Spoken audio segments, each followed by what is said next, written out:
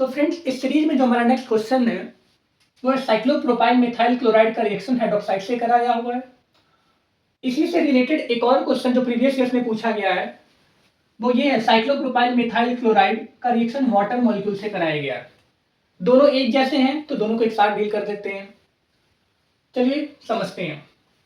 यहां पर ये रिएक्शन SN2 पाथ को फॉलो करेगा, जबकि ये रिएक्शन SN1 को। ऐसा क्यों, समझते हैं। जब आप न्यूक्लियोफिलिक सब्स्टिट्यूशन रिएक्शन पढ़े होंगे तो वहां पे आप SN1 और SN2 के कंडीशन को पढ़े होंगे कि किस केस में रिएक्शन SN1 होता है और किस केस में रिएक्शन SN2। जिसमें आप SN1 के कंडीशन में पढ़े होंगे कि जो हमारा सबस्ट्रेट होता है, हमारा सबस्ट्रेट कुछ ऐसा होना चाहिए जो स्टेबल कार्बोकेटायन को जनरेट करे। इसीलिए वहां पे हम लिखते हैं कि tertiary alkyl halide is more favourable than secondary than primary. 0 degree that is methyl chloride पे ये रिएक्शन होगा ही नहीं, क्योंकि मेथाइल कार्बोकेटायन हाईली अनस्टेबल होता है। जबकि SN2 के केस में, SN2 के कंडीशन में जो हमारा सबस्ट्रेट होना चाहिए, SN2 में कोई चार्ज आयन तो इंटरमीडिएट बनता नहीं है, सिंगल स्टेप का रिएक्शन है ट्रांजिशन स्टेट के थ्रू। तो इसमें जो हमारा सबस्ट्रेट होना चाहिए वो कुछ ऐसा होना चाहिए जिसपे स्टेरिक हिंड्रेंस ना हो। अभी हम कारण भी जानेंगे ऐसा क्यों।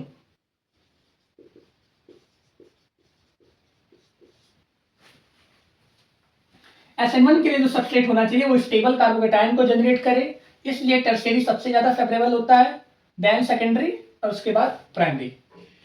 SN2 के कंडीशन में स्टेरिक हिंड्रेंस नहीं होना चाहिए सबस्ट्रेट पे, इस वजह से यहाँ पे जो हमारा सबस्ट्रेट होगा वो प्राइमरी, सेकेंडरी और टर्शियरी के केस में तो ये रिएक्शन होता ही नहीं है। सबसे बेस्ट तो 0 डिग्री पर होगा, मतलब कि मिथाइल के केस में। अब पहले रीजन समझ लेते हैं कि सबस्ट्रेट ऐसा क्यों होगा।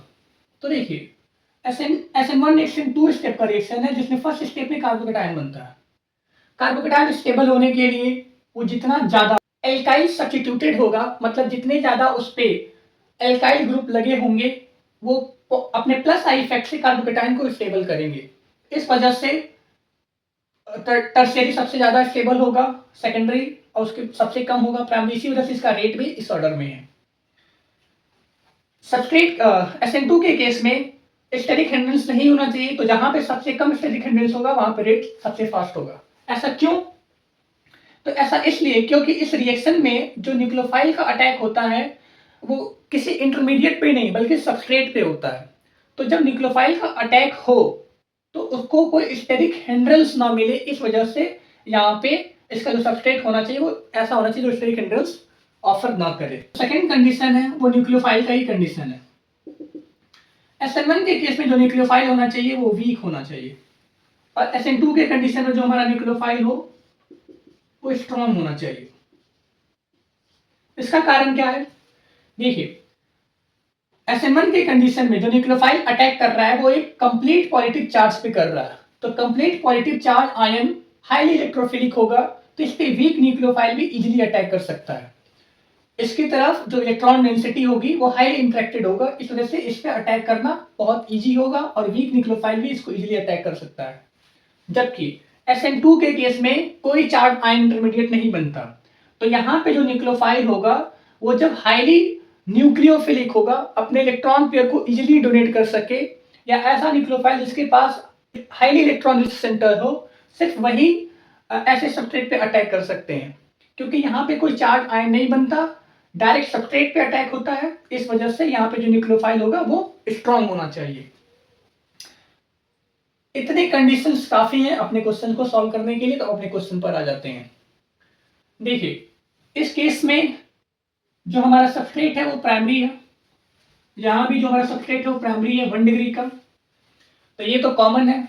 अभी आपके डाउट को लेंगे कि प्राइमरी होने के बावजूद इसमें SN1 कैसे हो रहा है। तो SN1 इसमें इस वजह से हो रहा है क्योंकि इसमें जो कार्बोकेटायन बनेगा वो कोई नॉर्मल प्राइमरी कार्बोकेटायन नहीं बनेगा, साइक्लोप्रोपाइल मिथाइल कार्बोकेटायन बनेगा, जो कि हाईली स्टेबल कार्बोकेटायन होता है। रीजन क्या है? रीजन है resonance through bent p orbital. इसमें जो कार्बोकेटायन होता है वो बेंट p ऑर्बिटल के थ्रू रेजोनेंस करता है, इस वजह से वो हाईली स्टेबल होगा। अभी मैकेनिज्म के टाइम उसको डिस्कस किया जाएगा। और जो हमारा न्यूक्लियोफाइल है वहां पे ये हाइड्रोक्साइड आयन है, नेगेटिव न्यूक्लियोफाइल है, इस वजह से ये स्ट्रॉन्ग न्यूक्लियोफाइल है। जबकि यहाँ पे न्यूट्रल न्यूक्लियोफाइल है, न्यूट्रल न्यूक्लियोफाइल वीक होता है। तो वो फेवरेबल कंडीशन है SN1 के लिए और ये रिएक्शन फेवरेबल कंडीशन है SN2 के लिए। चलिए अब मैकेनिज्म देखते हैं। हाँ, यहाँ पे एक बात और आप समझ लीजिए, जो निगेटिव न्यूक्लियोफाइल होता है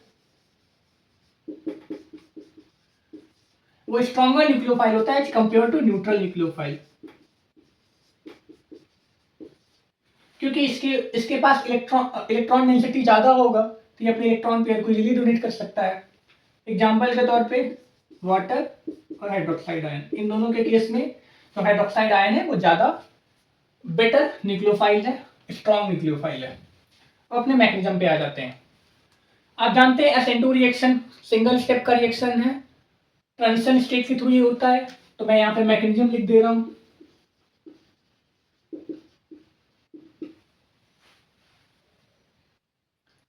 ये हमारा सेंट्रल कार्बन है, इससे लिविंग ग्रुप जुड़ा हुआ है, एक साइक्लोप्रोपाइल ग्रुप जुड़ा हुआ है, बाकी के दो वैलेंसी हाइड्रोजन से सेटिस्फाइड है। जो हमारा न्यूक्लियोफाइल है हाइड्रोक्साइड आयन है। अब देखिए SN2 के केस में जो हमारा न्यूक्लियोफाइल का अटैक होता है वो बैक साइड से अटैक होता है, जिसको स्टैंडर्ड बुक में रिमोट साइड भी लिखा हुआ है। यहां पर ये समझने वाली बात है कि इसका अटैक बैक साइड से क्यों हुआ। तो देखिए जो लिविंग ग्रुप है वो फ्रंट साइड से एलिमिनेट हो रहा है। अगर न्यूक्लियोफाइल भी फ्रंट साइड से ही अटैक करे तो ये भी निगेटिवली चार्ज और ये भी निगेटिवली चार्ज, तो इन दोनों के बीच रिपल्सन होगा। यही कारण है कि इसका फ्रंट साइड अटैक प्रोहिबिटेड होता है। ये समझ में आ गया कि बैक साइड अटैक क्यों होता है। अब जबकि ये सिंगल स्टेप का रिएक्शन है तो यही स्टेप स्लो भी होगा और यही रेट डिटरमाइनिंग स्टेप भी होगा। हमको ट्रांजिशन स्टेट में बॉन्ड ब्रेकिंग और बॉन्ड फॉर्मेशन दिखाना होता है। कार्बन और क्लोराइड का बॉन्ड ब्रेक हो रहा है, इस वजह से इस बॉन्ड को हम डॉटेड लाइन से दिखाएंगे। और हाइड्रोक्साइड आयन और कार्बन का बॉन्ड फॉर्म हो रहा है, इस वजह से ऑक्सीजन और कार्बन के बॉन्ड को हम फॉर्म होते हुए दिखाएंगे। बाकी के 3 बॉन्ड पे कोई असर नहीं पड़ेगा तो उसको वैसे ही रहने देंगे। ये हमारा सेंट्रल कार्बन, बाकी की 2 वैलेंसी हाइड्रोजन से सेटिस्फाइड है, एक वैलेंसी साइक्लोप्रोपाइल मिथाइल ऑक्सीजन से हमारा बॉन्ड बन रहा है, उसको हम डॉटेड लाइन से दिखा रहे हैं। और कार्बन और क्लोरीन का बॉन्ड ब्रेक हो रहा है, इस वजह से उसको डॉटेड लाइन से दिखा रहे हैं। ये हमारा ट्रांजिशन स्टेट, ये हमारा ट्रांजिशन स्टेट है।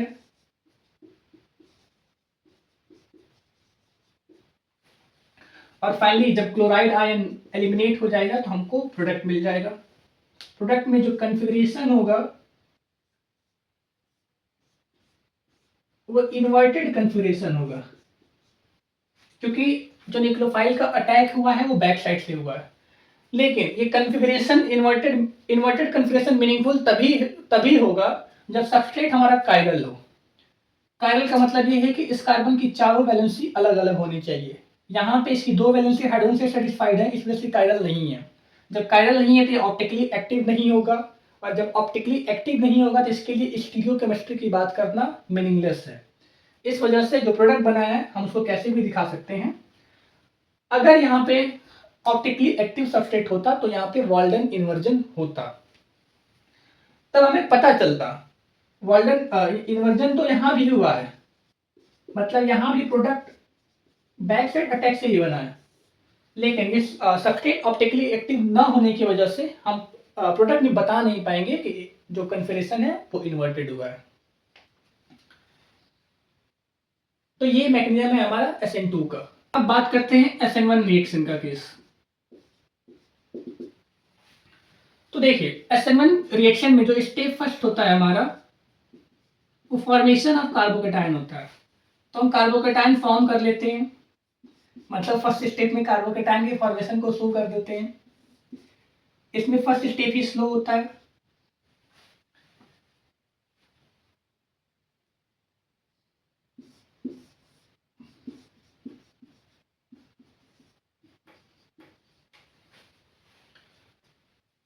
चलिए अब इस स्टेप में जो समझने वाली बात है उसको समझते हैं। इसमें कार्बोकेटायन का फॉर्मेशन तभी होगा जब कार्बोकेटायन स्टेबल फॉर्म होगा। तो साइक्लोप्रोपाइल मिथाइल कार्बोकेटायन एक हाईली स्टेबल कार्बोकेटायन है। क्यों, अभी समझेंगे। इसमें दूसरा समझने वाली बात यह है कि ये स्टेप स्लो क्यों है। तो देखिए, ये एक न्यूट्रल मॉलिक्यूल है। न्यूट्रल मॉलिक्यूल हमेशा ज्यादा स्टेबल होता है चार्ज आयन इंटरमीडिएट से, चार्ज आयन स्पीशीज से। इस वजह से न्यूट्रल से चार्ज के फॉर्म में जा रहा है, इस वजह से ये स्टेप स्लो होगा। देखिए, ये इंटरमीडिएट स्टेबल तो है, लेकिन मॉलिक्यूल के कंपैरिजन में ये कम स्टेबल है। इस वजह से ये स्टेप स्लो हो रहा है, क्योंकि मोर स्टेबल स्टेट से कंपैरेटिवली लेस स्टेबल स्टेट में जा रहा है, इस वजह से स्टेप स्लो होगा। जबकि यही सेकंड स्टेप, उसमें दो चार्ज आयन स्पेसीज इंटरेक्ट करके बॉन्ड का फॉर्मेशन करते हैं, इस वजह से वो स्टेप फास्ट होता है, क्योंकि बॉन्ड के फॉर्मेशन से एनर्जी रिलीज होगा। यहाँ पे बॉन्ड ब्रेक हो रहा है, इस वजह से एनर्जी रिक्वायर होगा, तो वैसे भी ये स्टेप स्लो होगा। अब बात करते हैं कि ये स्टेबल कैसे है। तो अभी मैंने बताया कि resonance through bent P orbital से ये स्टेबल होता है। अब समझते हैं resonance through bent P orbital होता क्या है। मैं इधर साइड में समझा रहा हूं। देखिए, जो नॉर्मल पी ऑर्बिटल होता है उसका शेप ऐसा होता है, डंबल शेप। जो बेंट पी ऑर्बिटल होता है वो थोड़ा सा, उसके लोब्स थोड़ा ऐसे कर्व होते हैं, इसी को बेंट पी ऑर्बिटल बोलते हैं।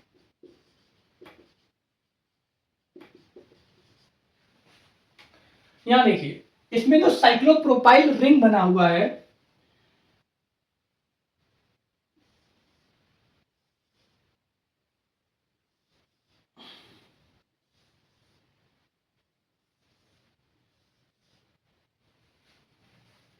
इसमें 3 कार्बन है, एक ये कार्बन, एक ये कार्बन, एक ये कार्बन।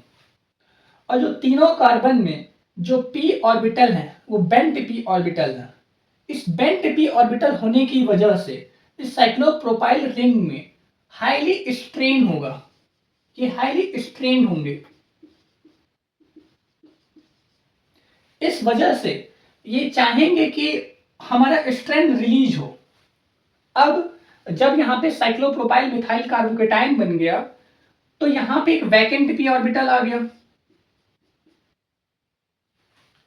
अब अगर ये इससे इंटरेक्ट करे, मतलब अपने किसी भी एक बॉन्ड को ब्रेक करके इससे इंटरेक्ट कर ले, तो इनका इस रिंग ब्रेक हो जाएगा, और रिंग ब्रेक होते ही स्ट्रेन रिलीज हो जाएगा।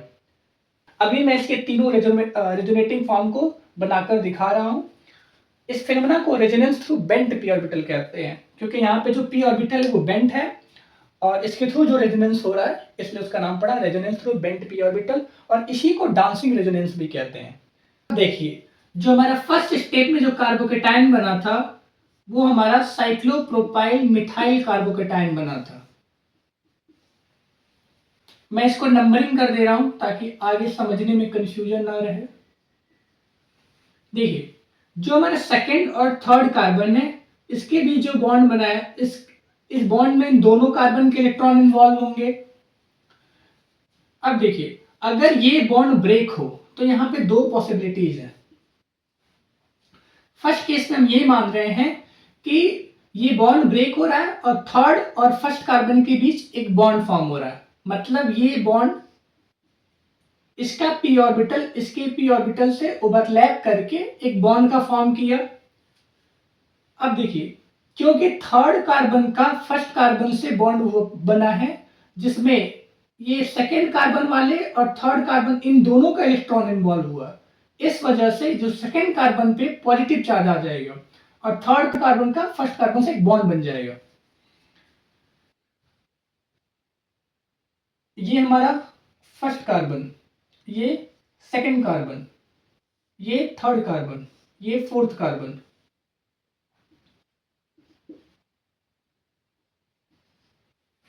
देखिए यहां हुआ क्या, ये बॉन्ड ब्रेक हुआ, ये बॉन्ड उठा और इससे ओवरलैप किया, इसका p ऑर्बिटल इसके p ऑर्बिटल से ओवरलैप किया। बॉन्ड बनने के लिए 2 इलेक्ट्रॉन की रिक्वायरमेंट है। ये दोनों बॉन्ड, दोनों इलेक्ट्रॉन जिसमें सेकंड कार्बन का और थर्ड कार्बन दोनों का इलेक्ट्रॉन इन्वॉल्व है, वो थर्ड ने यूटिलाइज किया फर्स्ट से बॉन्ड बनाने के लिए। तो थर्ड और फर्स्ट के बीच में एक बॉन्ड बन गया ये वाला। लेकिन इन दोनों के बीच बॉन्ड बनने में सेकंड कार्बन का इलेक्ट्रॉन यूटिलाइज हुआ है, जिसकी वजह से सेकंड कार्बन पर एक पॉजिटिव चार्ज आ जाएगा और बाकी सब के सब वैसे ही रह गए। तो एक केस ये हुआ। सेकंड केस क्या हो सकता है?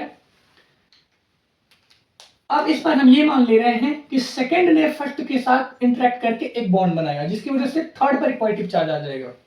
तो हमें कुछ एक ऐसा स्ट्रक्चर मिलेगा, सेकंड कार्बन और फर्स्ट कार्बन के बीच एक डबल बॉन्ड बन गया और थर्ड कार्बन पे एक पॉजिटिव चार्ज आ गया, फोर्थ कार्बन वैसे का वैसे ही रह गया।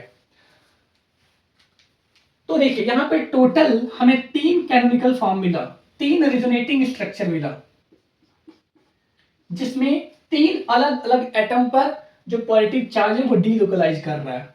इसमें फर्स्ट कार्बन पे पॉजिटिव चार्ज है, इसमें सेकंड कार्बन पर और इसमें थर्ड कार्बन पर। और आप पढ़े होंगे non classical carbocation. Non classical carbocation उसे कहते हैं जिसमें जो पॉजिटिव चार्ज होता है वो 3 एटम पर डीलोकलाइज हो। तो ये एक एग्जांपल है नॉन क्लासिकल कार्बोकेटायन का। Non classical carbocation. और इसी फिनोमेना को resonance through bent P orbital कहते हैं।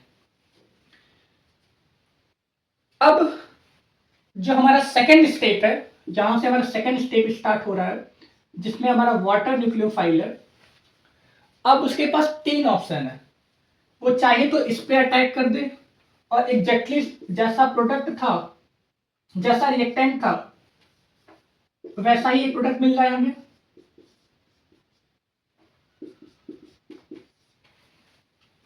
H2O अटैक करेगा,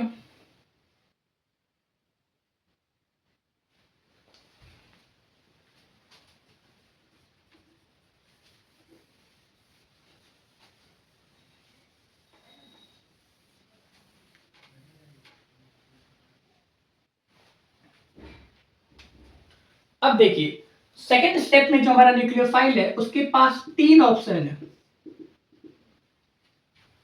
वो चाहे तो इस कार्बन पे अटैक करे और ऐसा प्रोडक्ट फॉर्म करे,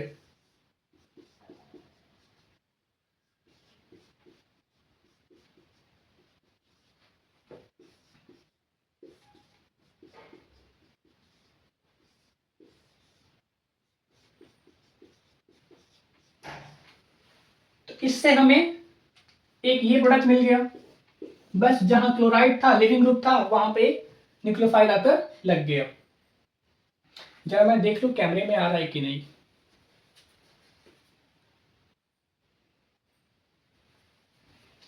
कैमरे में न्यूक्लियोफाइल कट गया, इस वजह से मैं इधर बना के दिखा दे रहा हूं।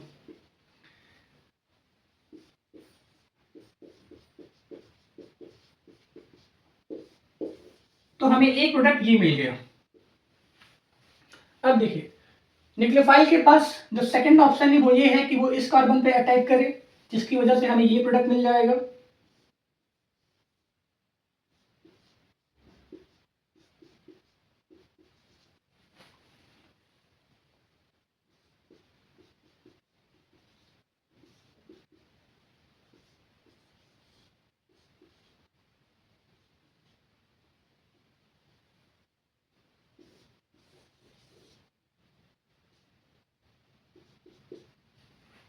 ये हमें सेकंड प्रोडक्ट मिल गया। और जो थर्ड पॉसिबिलिटी है वो ये है कि जो हमारा न्यूक्लियोफाइल है वो इस थर्ड कार्बन पर अटैक करे और OH आके यहाँ पे जुड़ जाए। तो टोटल हमें यहां पर 3 प्रोडक्ट मिले।